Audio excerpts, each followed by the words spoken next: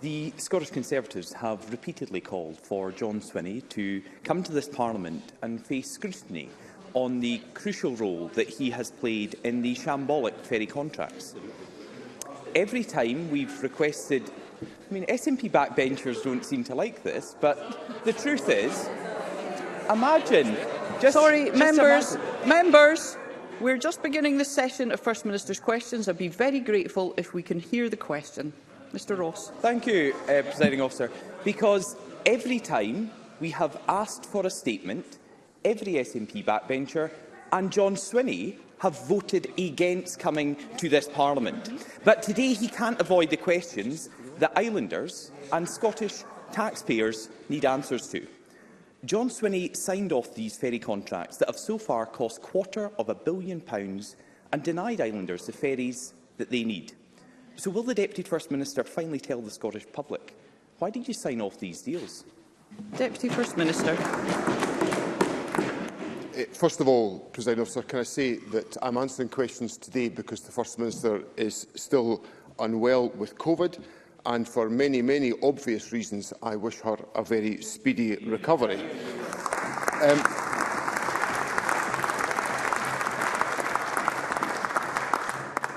I don't really think Douglas Ross is in the strongest position to question my engagement with Parliament on key issues, because I gave a statement earlier this week, I answered questions last week, and I handled a bill the week before.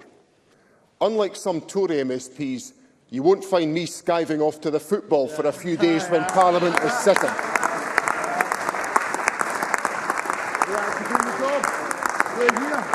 How many jobs have you got? How many jobs have you got, Douglas? How many jobs have you got? Members. Presiding Officer. Members, we will have quiet, please. As a Minister, I carry collective responsibilities for the actions of the Scottish Government. The responsibility for agreeing contracts lies in this case with individual portfolios, which in this particular scenario is transport. My role was to provide the necessary budget for building the ferries. After the final decision was taken, officials briefed me about the contract being awarded and assured me, on the basis of the contract, the budget I had approved in August of 2015 did not require to be changed. Douglas Ross. Well, I know the Deputy. I know the Deputy First Minister doesn't do this very often, but he spoke about a statement he gave to Parliament. He spoke about a bill he's taking through Parliament, none of which have anything to do with ferries, which this Parliament has asked to hear from the Deputy First Minister about. And on every occasion, John Swinney has not just refused, he has voted against it. He has voted to stop himself giving a statement to Parliament. And of course, John Swinney's fingerprints are all over this deal. Emails show that the Deputy First Minister confirmed there were no banana skins. He was on calls with finance officials who said Mr Swinney, and I quote, now understands the background. His approval was essential. The contract was only clear to award after he signed it off, according to Scottish Government emails. John Swinney charged ahead despite ferry experts warning against the contracts. Despite legal advice that the SNP originally tried to cover up but they couldn't redact properly, warning of the high risk of the contract being challenged and ruled ineffective. The SNP charged ahead despite the contract missing a key safeguard that is an industry standard. Despite the fact that jobs at Ferguson were already safe, the yard had other options for work. Members, we simply are not going to be shouting from a sedentary position. Mr Ross, please continue. It just shows how they want to just push this under the carpet, for it all to go away, that they don't want scrutiny over £250 million. £250 million that has been spent, and not a single ferry for the islanders that they were promised. So I go back. It was despite there being no agreed design for the ferries, and despite that the Ferguson bid was the most expensive of them all. So can the Deputy First Minister explain to people across Scotland why he approved these deals, despite all the evidence suggesting otherwise? Deputy First Minister. President Officer, I've made clear already in my answer, my first answer, that I carry collective responsibility for the actions of the government. So I accept that these decisions were taken by government, but they were taken individually by the Transport Minister. And if I can just give Douglas Ross the benefit of the note that he is quoting from a senior finance official into the system, which says, "Just finished my call with the Deputy First Minister. He now understands the background and that Mr Mackay has cleared the proposal." Yeah, he didn't now that's it. He didn't read that bit out. That's the full that email. that is the complete sentence that Douglas Ross is missing. The decision had been taken, and I was being briefed that there was no change to the financial budget that I had already sanctioned. Why is that answer not good enough for Douglas Ross to understand? Because he's been given that answer on countless occasions. And as for his points about the government not wishing to have scrutiny about this issue, this has been an issue which has been looked at by a parliamentary committee. It's been looked at by Audit Scotland. It's been looked at again by another parliamentary committee. It's been the subject of a range of questions here at question time. And what I would say to Douglas Ross is, when he looks at all of the papers, what this contract arrangement demonstrates is that this government was taking actions to deliver ferries for island communities that were required, and we were taking decisions to protect employment on the Lower Clyde. That is a record this government is determined to defend. Well, you have to be pretty determined to defend a record that hasn't built these ferries, that has left islanders without the ferries.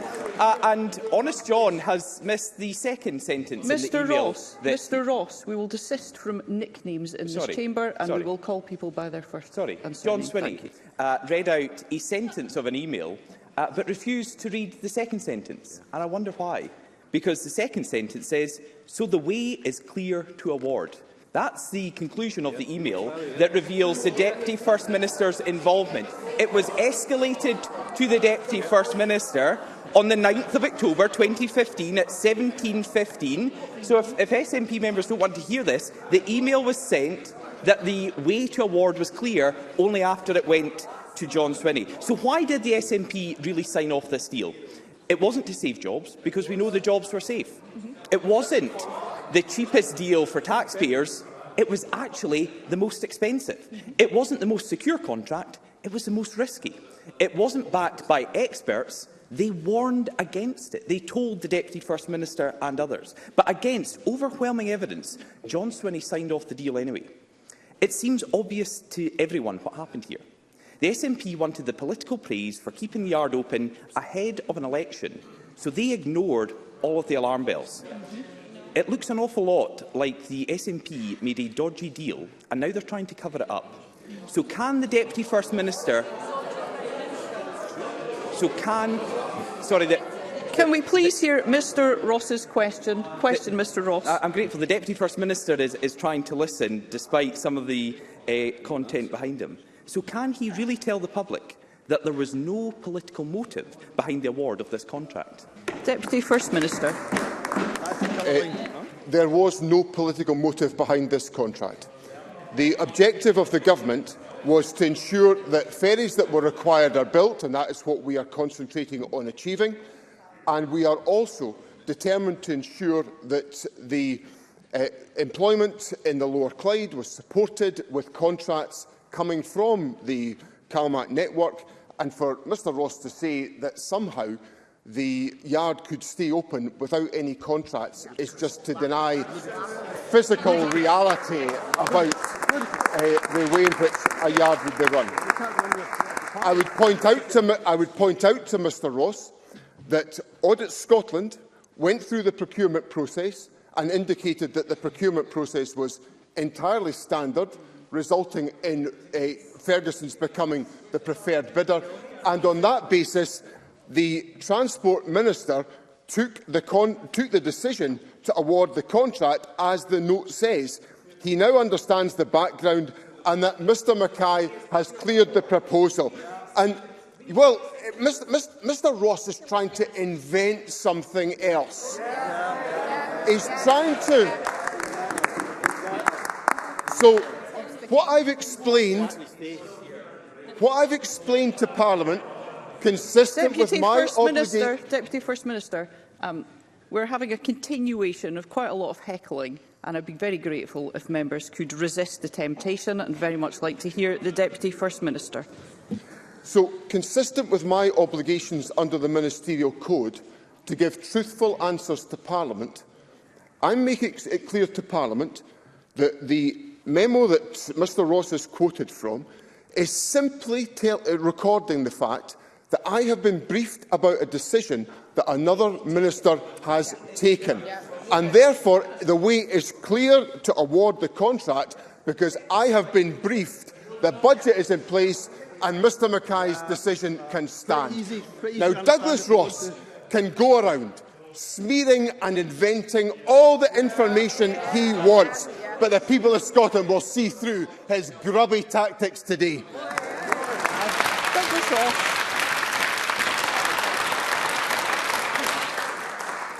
What the people of Scotland can see is £250 million of taxpayers' money spent on 2 ferries that have so far not sailed, that were promised to islanders who need these, that desperately need these for their connectivity, that were promised them by this government. And I think for the Deputy First Minister to respond in that way undermines what these communities need right now.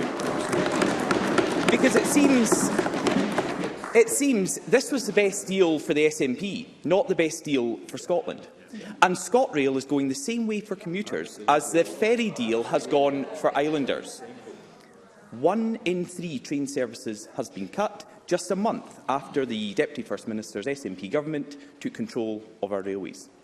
Earlier this week, Presiding Officer, in a rare move, business groups, including the Scottish Tourism Alliance, the Scottish Financial Enterprise, the Scottish Chamber of Commerce, the Scottish Retail Consortium and the Institute of Directors, united to warn of the harsh impact their members are facing as a result of these ScotRail cuts. Delays, last-minute cancellations and reduced services are causing real problems for passengers right across the country. And next week, our national men's team are playing their biggest match for over 2 decades. The Tartan Army will need to get to and from Hampden on ScotRail. Deputy First Minister, will your government have got a grip of this situation by then? And if not, when can people expect the rail service that they need? Deputy First Minister. When we look at the specific questions that Douglas Ross has put to me this afternoon on the Ferguson's issue, I think it's abundantly clear why a statement by me to this Parliament was unnecessary, because he had nothing of substance to put to me whatsoever. Now,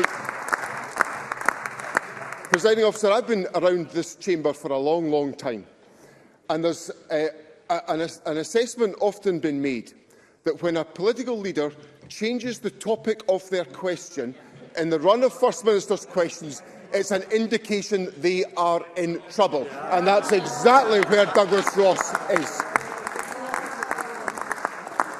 This government, Mr Ross knows full well. Mr Ross knows full well. Do continue, Deputy First Minister. People are following these proceedings and they would like to hear them. Mr Ross knows full well that there are negotiations underway between the employers, ScotRail, and the trade unions to resolve the industrial dispute that is limited services just now. And that dialogue is underway as it properly should be. He asks me about the Ukraine match, and obviously we want to see more services in place to deal with the Ukraine match, and I'm very confident that ScotRail will have in place additional services to ensure that the specific requirements of accessing Hampden will be addressed as part of that process, and there will be announcements made in due course. Now, I suspect, Presiding Officer, Mr Ross. I suspect the degree of agitation we're getting from Mr Ross today is an indication of the depth of trouble that Mr Ross is in just now. And the fact that I don't think there's anything I'm going to be able to say today that's going to satisfy Mr Ross.